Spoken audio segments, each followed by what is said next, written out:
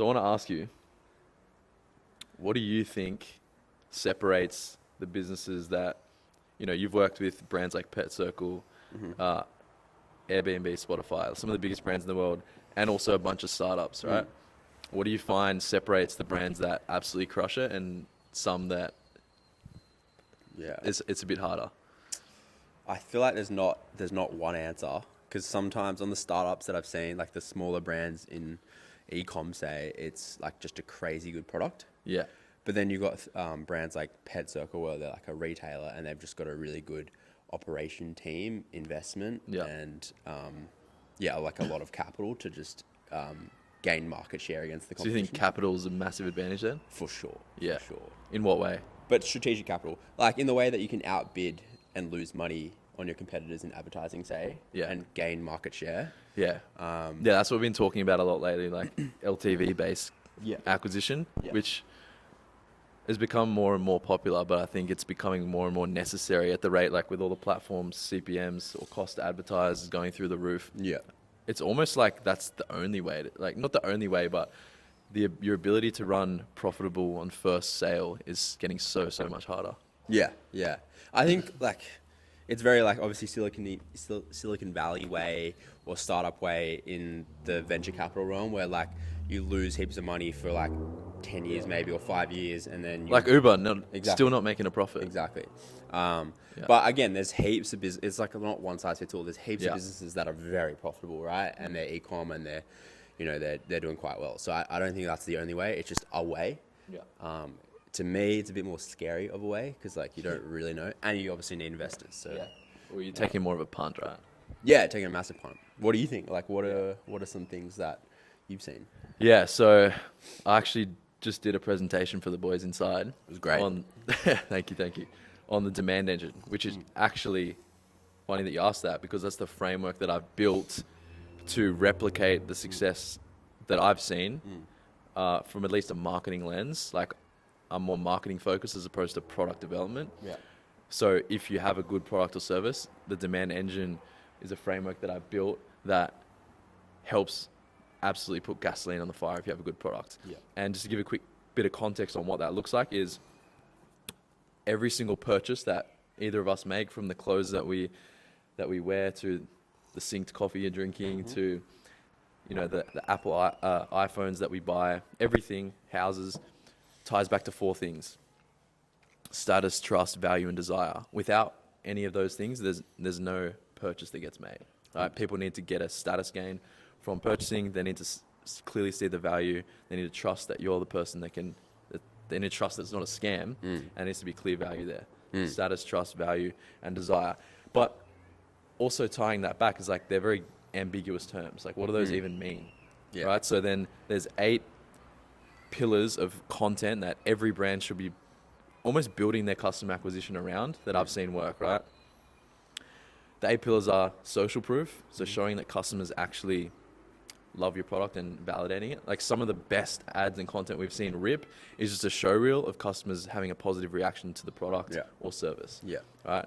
Social proof. Which makes sense as well, because like it goes back to like evolution psychology, right? Which is herd mentality, right? If you boil it down, this is what your preso is great, because it's kind of it will hopefully withstand time, right? Yeah. Which is like, we don't have time to calculate why everyone's running away from X. It's like, let's just run because it's a safer option, right? And that's why if everyone's buying this one thing, we don't have time to like do the research, like go to the 10th page of Google and see is that the best product. If everyone's talking about it, we might as well just, it's a pretty... It must be good. Yeah, it's a good filter to use, because our brain doesn't want to use energy, right? Our brain wants to conserve as much energy as possible for things where it might need to use. So the whole UGC is like, oh, I can filter all out that bullshit because there's like 100 people saying, I love this product, let's just do it. Right. That was the most beautiful articulation of social proof I've ever heard. It boils But it you down. nailed it on the head. Oh my gosh. All right, yeah. So there's that one. Yeah. Second pillar is credible advisors, meaning who in your space, in your market, has authority is endorsing the product. Yeah. So for example, it'd be like if you're a supplement, doctors, scientists, the Smile products are endorsed by 9 out of 10 dentists, or it's also a celebrity. So, if you've got like The Rock endorsing a thing, that's a lot of credibility to the product that it must be good, right? Yeah. Yeah, like, to me, it's similar. Like, it's a filter, right? Yeah. Where, like, you can just filter out all the bullshit because you know this person is credible. You don't actually have to do all the research. You just, like, you realize them as the credibility, and then... Like, and why do we blindly trust these people? Well, that's the thing, like... Does it go back to the energy conservation thing? That's one, I'm not a evolution psychologist, Yeah. but I've definitely heard that, and it makes complete sense, because, like, we don't have time to, like, see is athletic greens the best green supplement. Like, if we were logical and like a computer, we would, research the whole internet. We would, like, go to the library, see if, like, all the ingredients, we would try find, but, like, we don't have time to do that. So that's why it's illogical, but these marketing things work. Like, and they kind of overlap, would you say? Like, they do overlap. Yeah. Which leads to the third one, which is association groups, which is who do your ideal customers want to be like? That's why in the ads, you always, if it's something related to beauty, you're using a good looking person, right? Yeah, period. It's like, or if your ideal customer is runners, you're using athletes in your thing, because it's like, I want to be a part of that group. Like, another pockets of customers would be like, founders, or like, middle-aged moms. Like, there's pockets of people want to be, like, which leads us to the fourth one, which is fears. Everyone's got innate fears, which kind of comes back to the biology and side of things. It's just like, when making a purchase, more so with higher ticket purchases, actually I would say even with lower ticket, everyone has fears associated. Like, no one wants to lose money, no one wants to look stupid, no one wants to make the wrong decision, like fear of segregation. So addressing your customers' fears is massive. Yeah, it's interesting. Like, do you think fears is as powerful, or fears kind of goes back to the status, right? Because a lot of us I feel like you boil everything down to the fear of dying in a way, which is, if you don't have the status, you then may not be able to make money. You then may not be able to, like, buy food. You may not be able to find a partner. You'll die. So it kind of all boils down. And then your lineage dies out. And that's your whole point of life is done. Legit. So I think they all kind of link together as well, right? They don't overlap, but the fear is do you think fear is more or less powerful than status, or it's not comparable, kind of thing, if that makes sense?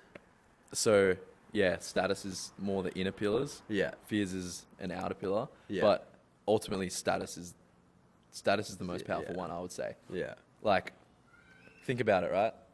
If you were the only person on earth, would you care about this villa? Would you care about what you're wearing? No. Would you care about innovation? Would you care about No, you wouldn't. Or the only thing you care about is survival. Yeah. So fear kind of links with everything, which is like, we fear that. Okay, so credible advisors, you fear that you might buy the wrong product, so you use the credible advisor as the filtering mechanism. Exactly. And then, like, status, you use heaps of UGC and all that. Or no, you're scared of not having status. Yeah. So, or a fear would be like, if you have a consumable product, yeah. fear is like, am I going to get sick of this? Like, is it going to give me, like, cancer? Is it going to like make me ill? Yeah. Is this like have negative side effects? What's like a fear example, say, for like fashion? Fear example for fashion is purely trend. Like, looking stupid. Yeah. And being made fun of. Yeah. But then you've got a clear solution to the problem, which is you need to be able to articulate in your content how your product or service solves the problem the customer's trying to solve. Whether for synced it's energy, clarity, being more productive, like all those things that, like, the customer needs to know that that's a benefit. Otherwise, what's the point? Yeah, and like, again, I think it kind of, would you say that it all is, you need kind of everything? Because, like, again, sometimes you can say, like, hey, this is your problem, this is the benefit, but it's not that clear cut these days. Like, you need the status. People need more convincing. They kind of work, they interweave. That's why, like, the demand, it's like a web. And then that takes us to the last one, which is outcome and benefits. Like, they need to understand, kind of similar in a way, but what are they getting out of this problem solution? Is it like increased revenue? Is it high energy? Is it better sleep? Is it like if your customers aren't aware of what they're getting out of your problem or product or service, they're never ever going to buy. Yeah. Would you say that if you kind of like operationalize that, it comes back to, are you saving them time? Are you saving them money? Or are you giving them status? Yeah, that's a good way of putting it. Yeah. Which is like, we had a client that like puts a lot of supplements in one. Like, you're saving them potentially money if you do the math. You're saving them time because you have to buy all this. Saving them energy from buying all the supplements, and then status less so. But that's why people invest in brand, though. Right? Yeah, and exactly. So they've kind of positioned themselves as a very like cool looking brand and so on. So like it kind of fits all those, and they've done very well. They're tied in all together. Yeah, and that's kind of all the pillars. Fucking it.